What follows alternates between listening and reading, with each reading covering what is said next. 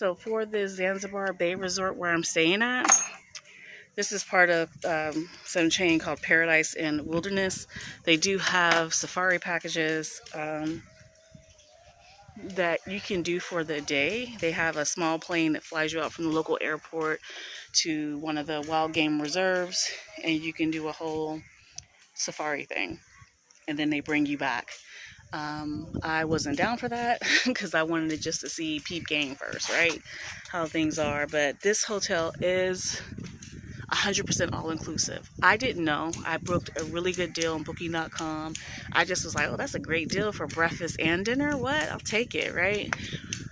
So at the time I booked, I didn't really know that this was all-inclusive. I know people said a lot of things about it, stuff about the food, about just all kind of negative stuff. And I was like, well, if all this negative stuff is on TripAdvisor, why does Google have this hotel at 4 stars and people have all these positive reviews? So I was like, I'm going to go. And I'm glad I came. It was a good experience.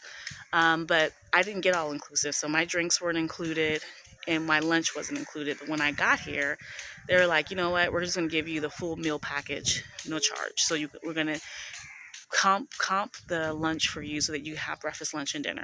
And I was really happy about that. I paid out of pocket for each drink, and they let me do it so that I get these little receipts every time I get a drink, and then at the end of the stay, I pay that balance. What I didn't like about this hotel is that for every service, you have to pay for it immediately. That means that you're constantly swiping your card if you want different services. Like when I did the tour, I'm going to talk about that. Never ever do a tour from this hotel, but I did the tour. I had to pay for that using my card.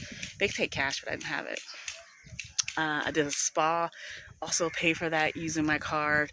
Mind you, the spa wouldn't even take my card. I had to swipe my card at the front desk because they had the machine that I guess worked for your foreign card. Like, I don't know. I was checking my account afterwards, see if they was trying to do some funny business. But everything looks all right. So I really don't like that because I would rather all my stuff be added to the room and I hit my card once with one overall charge for everything.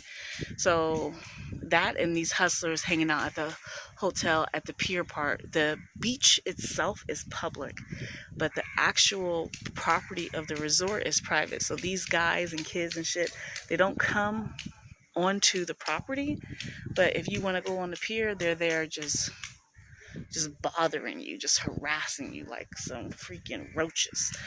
And I did say it like that because that's what it feels like. It's just disgusting and annoying. But overall, I would definitely come back here. I feel like the buffet food is okay. It's good. Some of it is really good. Some of it's just okay. Some of it, I just don't understand what it is, so I don't really eat it. But it's variety. The a la carte place has really good, their food is good. I like it. They have different options, so you pick what you want. I got the little lobster and french fries, and it was good. And then there's the Indian restaurant. Yeah, Indian be giving me the shits. So I don't really eat pure Indian food, even though Indian influence is all over all the food here in East Africa, except for Ethiopia. So I didn't go to that Indian restaurant because I was like, I don't feel like having the shits. So I didn't do it. But I wanted to do this review while it's fresh in my mind, and why while I'm looking out at the Indian Ocean. Yeah, so that's about it.